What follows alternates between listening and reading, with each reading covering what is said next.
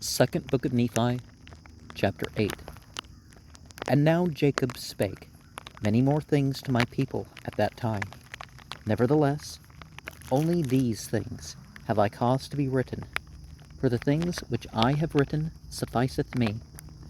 And now I, Nephi, write more of the words of Isaiah, for my soul delighteth in his words. For I will liken his words unto my people, and I will send them forth unto all my children. For he verily saw my Redeemer, even as I have seen him, and my brother Jacob also hath seen him, as I have seen him. Wherefore I will send their words forth unto my children, to prove unto them that my words are true. Wherefore, by the words of three God hath said, I will establish my word. Nevertheless, God sendeth more witnesses, and he proveth all his words. Behold, my soul delighteth in proving unto my people the truth of the coming of Christ. For this end hath the law of Moses been given, and all things which have been given of God from the beginning of the world unto man are the typifying of him. And also my soul delighteth in the covenants of the Lord, which he hath made to our fathers. Yea, my soul delighteth in his grace, and his justice, and power and mercy, in the great and eternal plan of deliverance from death. And my soul delighteth in proving unto my people that save Christ should come, all men must perish. For if there be no Christ, there be no God. And if there be no God, we are not. For there could have been no creation, but there is a God, and he is Christ, and he cometh in the fullness of his own time. So here's some deductive reasoning, which even in the leading versions of what is called the Old Testament, which doesn't literally translate some portions of Tanakh, and it changes the order of the books in order to lead people towards a Christian interpretation. You don't find support of Christian theology, except Paul says something along the lines of, dark sayings. So by taking it something other than literal, then you end up with Christian doctrine. And I guess you can do that with every other religion. I've seen people do it with Zoroastrianism and other groups that didn't expect the Christian type of savior. And Christ means a secondary figure. Who anoints God? That doesn't make sense, right? And God has to work things out, and God is a physical body and all that stuff. My soul delighteth in his grace and in his justice, so an extra word there. And my brother Jacob also has seen him. Now, another thing about Pauline Christianity is the three witnesses part. But again, multiple people having an interpretation doesn't mean that that's the right interpretation. Now, they could have had an experience that they labeled as deity. Like, for example, nowadays, a lot of magicians, they call on whatever they see in the grimoire, and they think it is the spirit, not even one of its legions, the spirit. And it might not even be one of its legions. It may be just some spirit in the area that's like, oh, that dude's doing some ritual, I'm going to just come. And honestly, if you do the same spiritual practices without calling up the various entities, we don't, people experience some of the very same things. And now I write some of the words of Isaiah, that whoso of my people which shall see these words may lift up their hearts and rejoice for all men. Now these are the words, and ye may liken them unto you and unto all men. And of my people shall see these words. Some of the Greeks spoke disparagingly of writing things down, but certainly writing things down can be part of it. It's better that we share our spiritual tradition in our words and deeds. I mean, in our speech and our bodily actions, rather than just, them being on paper. But the word that Isaiah, the son of Amoz, saw concerning Judah and Jerusalem. And it shall come to pass in the last days, when the mountain of the Lord's house shall be established in the top of the mountains, and shall be exalted above the hills, and all nations shall flow into it. And many people shall go and say, Come ye, and let us go up to the mountain of the Lord, to the house of the God of Jacob, and he will teach us of his ways, and we will walk in his paths. For out of Zion shall go forth the law, and the word of the Lord from Jerusalem. And he shall judge among the nations, and shall rebuke many people. And they shall beat their swords into plowshares, and their spears into pruning hooks. Nation shall not lift up sword against nation, neither shall they learn war any more. O house of Jacob, come ye, and let us walk in the light of the Lord. Yea, come, for ye have all gone astray, every one to his wicked ways.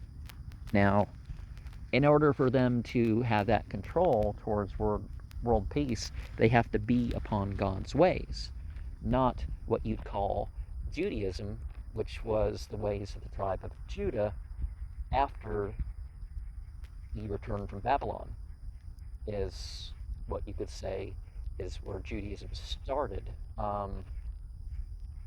And they mixed in some ways of, some of the peoples that talked with them, like the Moabites and stuff like that.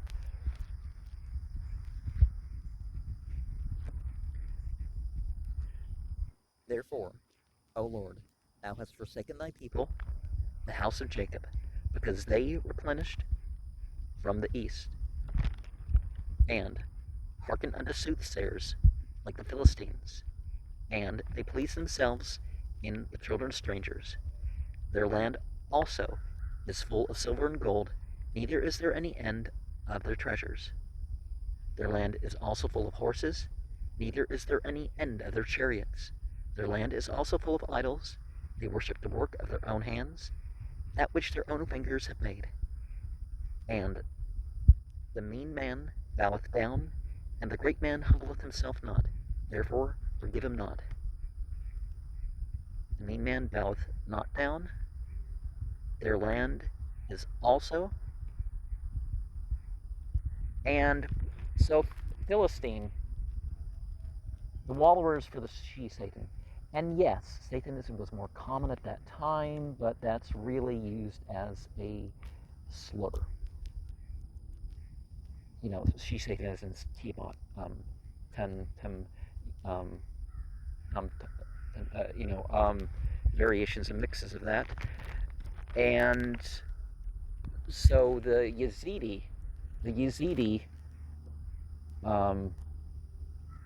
now I don't mean the recording of the tradition by some Sufi. I mean the ancient tradition that even goes back before the 6,700 something years that their calendar addresses the peacock incarnation, Moloch. Um, but the soothsaying arts and the astrology that we have in the West comes through there. The idea of reincarnation, some of the ways of charms, and even some aspects of the idol worship stuff. Although it's much easier to some of that you can say 70,000 years ago in Zimbabwe. But then again, was it technology or was it just a statue? Um, Both tended to go on.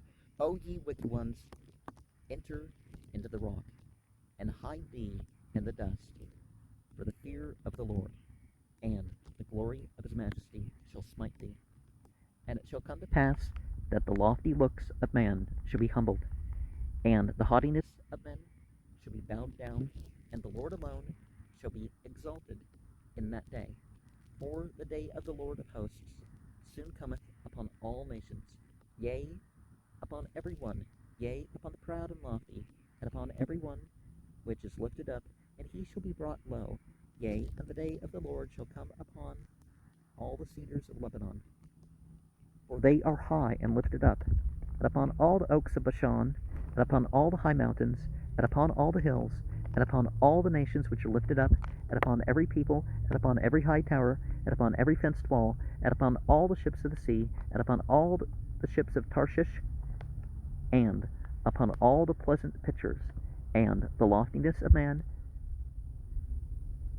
shall be bowed down, and the haughtiness of men shall be made low, and the Lord alone shall be exalted in that day, and idols shall be utterly, he shall utterly abolish,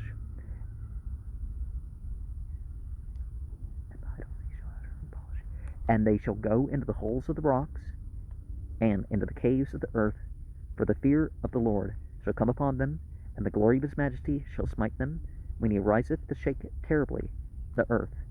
And, I didn't mean to say and, in that day a man shall cast his idols of silver, and his idols of gold, which he hath made for himself to worship, to the moles and to the bats, to go into the clefts of the rocks, and into the tops of the ragged rocks. For the fear of the Lord shall come upon them, and the majesty of his glory shall smite them, when he ariseth to shake terribly the earth. Cease ye from man, whose breath is in his nostrils, for wherein is he to be accounted of? Everyone who is lifted up.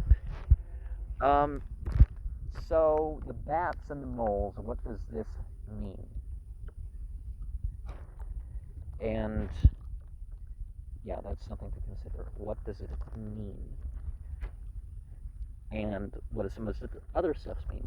Tarshish, well, Tarsu, in that variation of the town name,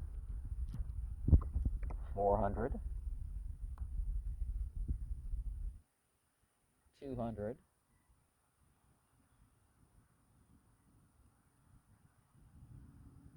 60, and 6. Tarsu is 666.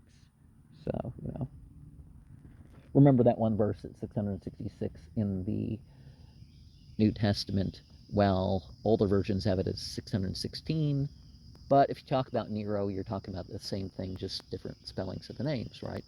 And 666 is more memorable.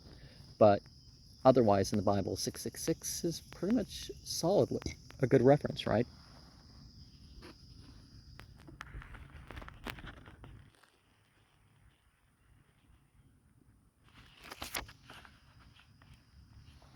For behold, the Lord of hosts, doth take away from Jerusalem and from Judah the stay and the staff, the whole staff of bread, and the whole stay of water, the mighty man and the man of war, the judge and the prophet, and the prudent and the ancient, the captive, the captain of 50, and the honorable man, and the counselor, and the cunning artificer, and the eloquent orator, and I will give children unto them to be their princes, and babes shall rule over them, and the people shall be oppressed, every one by another, and every one by his neighbor. The child shall behave himself proudly against the ancient, and the base against the honorable. When a man shall take hold of his brother, of the house of his father, and shall say, Thou hast clothing, be thou our ruler, and let not this ruin come under thy hand. In that day shall he swear, saying, I will not be a healer, for in my house there is neither bread nor clothing, Make me not a ruler of the people. For Jerusalem is ruined, and Judah is fallen, because their tongues and their doings have been against the Lord, to provoke the eyes of his glory. And so, Counselor is now spelled with one L, and in the Thoth Tarot, illustrated by Lady Frida Harris and directed by Aleister Crowley, this image comes forth on their version of the Strength card, which is called Lust. This is what the heads are. The shoe of their countenance doth witness against them, and doth declare their sin to be even as Sodom, and they cannot hide it. Woe unto their souls, for they have rewarded evil unto themselves. Say unto righteousness, that it is well with them, for they shall eat the fruit of their doings. Woe unto the wicked, for they shall perish, for the reward of their hands shall be upon them. And show instead of shoe. And, things are very karmic, cause and effect, but this, of course, is on the moral plane, because the real damage, when damage is done, or the ultimate, you could say, is not to the bodies, not to the minds, but to the souls. People can make themselves miserable, suffering over, not getting what they wanted from their evil deeds, or things happening and them not being content with their fate, you could say, but, And my people, children, are their oppressors, and women rule over them. O my people, they which lead thee cause thee to err, and destroy the way of thy paths. The Lord standeth up to plead, and standeth to judge the people. The Lord will enter into judgment with the ancients of his people, and the princes thereof, for ye have eaten up the vineyard, and the spoil of the poor in your houses. What mean ye? Ye beat my people to pieces, and grind the faces of the poor, saith the Lord God of hosts. O my people, who lead? And some people have ideas like this centered around stuff like, employment and, renting and stuff like this. One can see in some of my earlier content what was going on with that. And 2-3 months after I left, after 14, well, not quite 14 years, but October 2003 to April 2017. So I forget which month.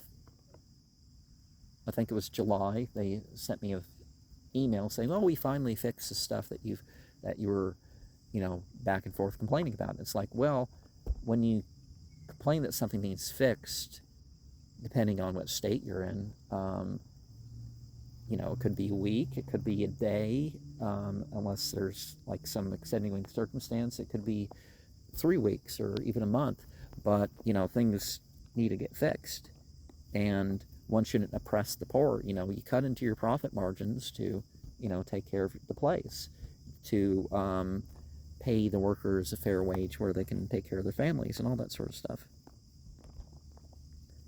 Moreover, the Lord saith, because the daughters of Zion are haughty, and walk with stretched forth necks and wanton eyes, walking and mincing as they go, and making a tinkling with their feet, therefore the Lord will smite with the scab the crown of the head of the daughters of Zion, and the Lord will discover their secret parts. In that day the Lord will take away the bravery of tinkling ornaments, and calls, and round tires like the moon, and chains, and the bracelets, and the mufflers, and, the bonnets, and the ornaments of the legs, and the headbands, and the tablets, and the earrings, the rings, the nose jewels, the changeable suits of apparel, and the mantles, and the wimples, and the crisping pins, the glasses, and the fine linen, and hoods, and the veils. Now, veils instead of V-A-I-L-S, V-E-I-L-S, the bravery of their tinkling ornaments. Nowadays we see how people, I mean, you should avoid saying this stuff, but you see how these celebrities dress up for their premieres and galas and stuff like that. And by celebrities, I mean the politicians too. They're they may have some competence in doing their job, but really they're there as famous figureheads of different groups. And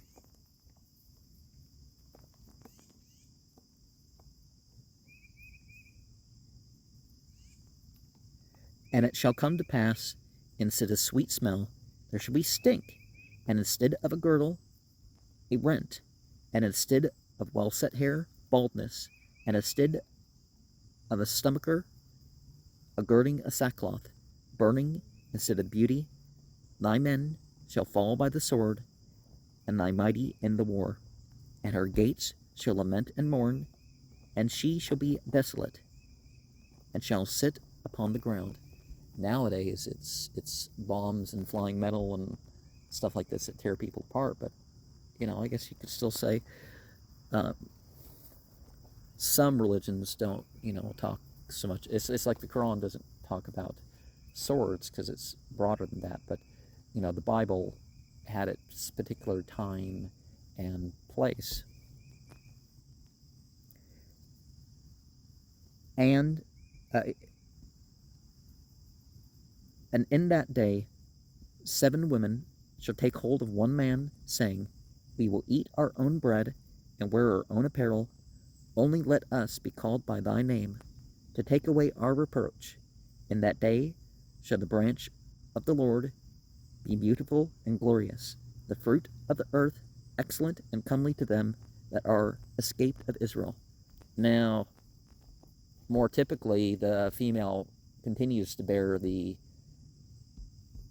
father's last name. She may have a secondary name, wife of somebody, or that sort of thing.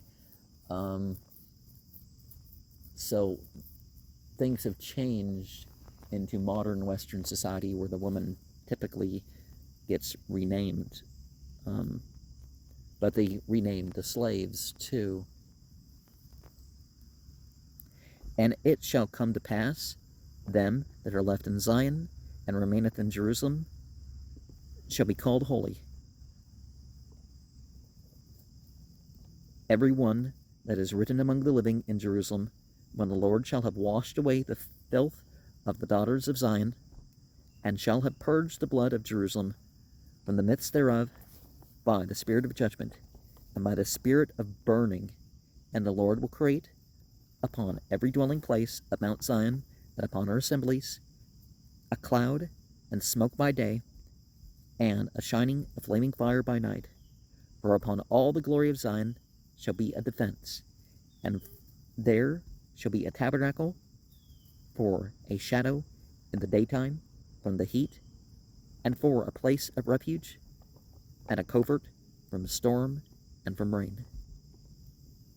Came to pass, they that are left in Zion and remain in Jerusalem. Now, so Zion, in this reference, well, it needs to be purged from the Zionism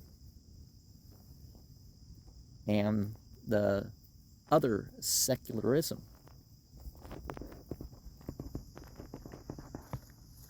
And there's other things that tell how some of this is going to go down.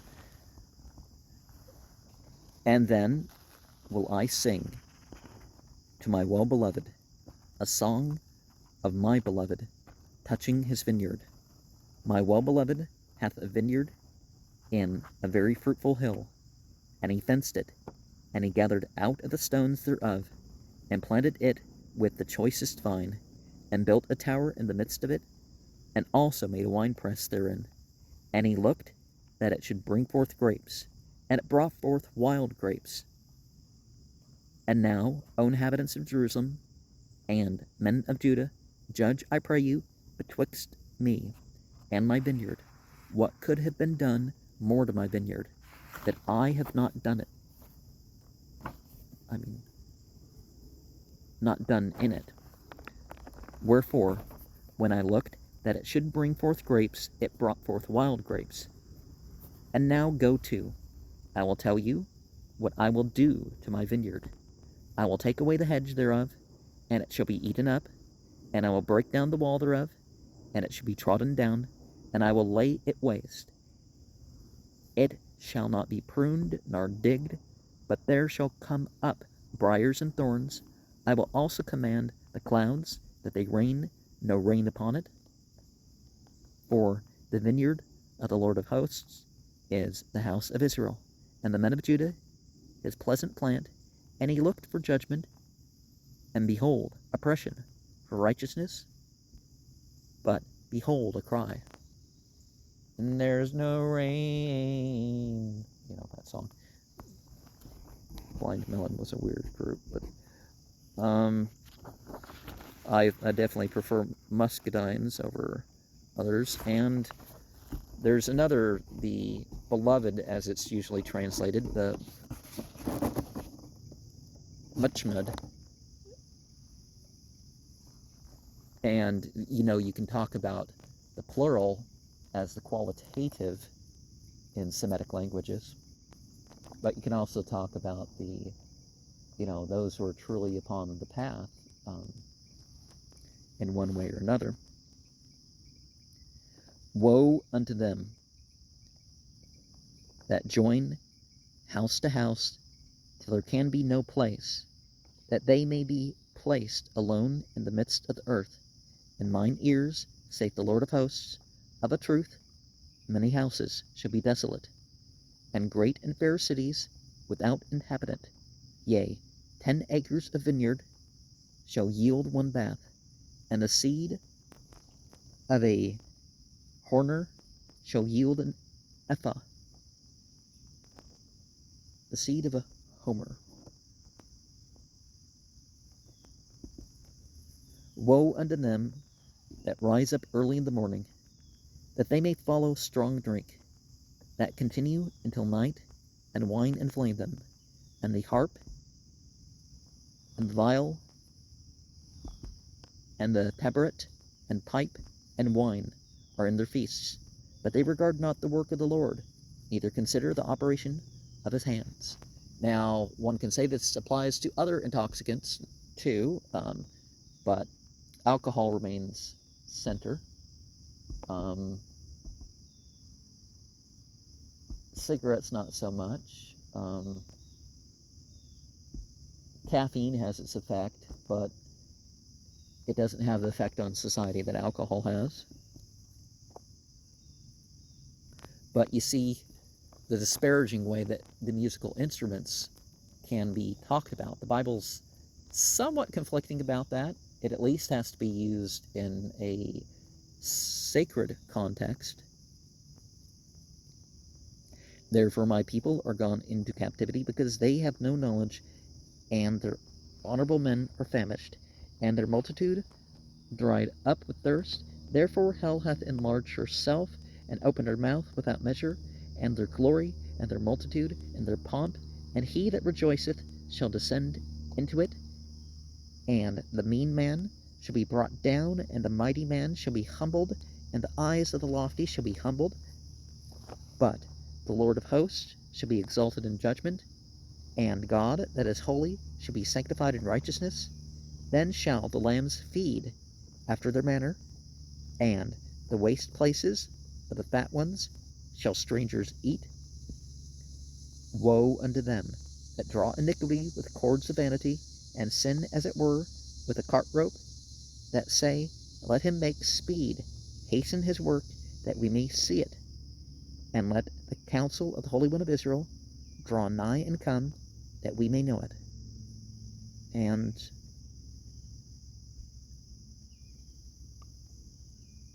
regardless of what's falsely attributed to religion,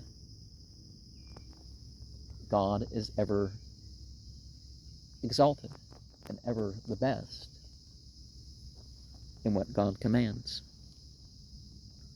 Woe unto them that call evil good and good evil, that put darkness for light and light for darkness, that put bitter for sweet and sweet for bitter. Woe unto the wise in their own eyes and prudent in their own sight. Woe unto the mighty to drink wine, and men of strength to mingle strong drink, which justify the wicked for reward, and take away the righteousness of the righteous from him.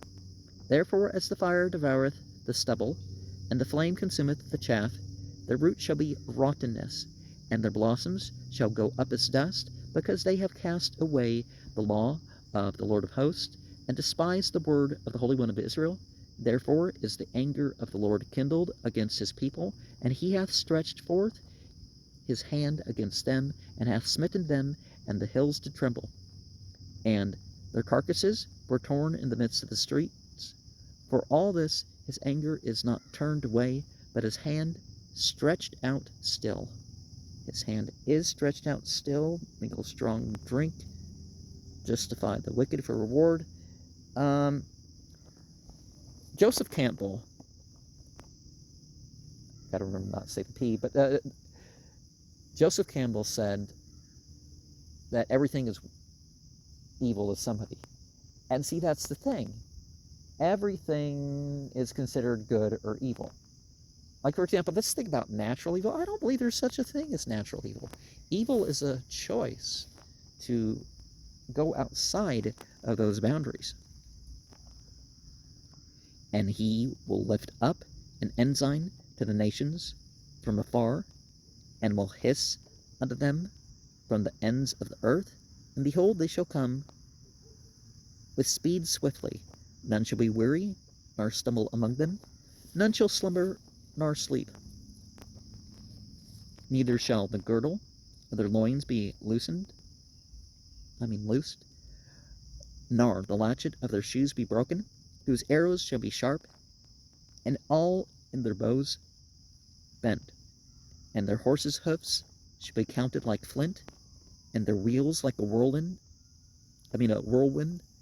Their roaring like a lion. They shall roar like young lions. They shall roar and lay hold of the prey, and shall carry away safe.